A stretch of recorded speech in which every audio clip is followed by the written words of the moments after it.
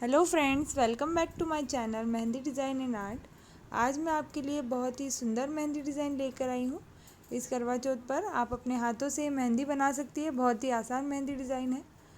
और अगर आपको ये वीडियो पसंद आता है तो आप इस वीडियो को लाइक करिए, शेयर कीजिए, कमेंट कीजिए। साथ ही साथ अगर आपने मेरा चैनल अभी तक सब्सक्राइब नहीं किया है तो चैनल को सब्सक्राइब कीजिए। पास दिए गए बेल आइकन को क्लिक कीजिए। इससे क्या होगा, मैं जो भी नई वीडियो अपलोड करूँगी इसका नोटिफिकेशन सबसे पहले आपके पास आएगा।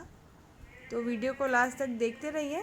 और अगर आपको कोई परेशानी आती है तो आप मुझे कमेंट बॉक्स में मेंशन कीजिए, या आप कोई और मेहंदी डिज़ाइन देखना चाहते हैं तो वो भी आप मुझे कमेंट कीजिए। Thank you.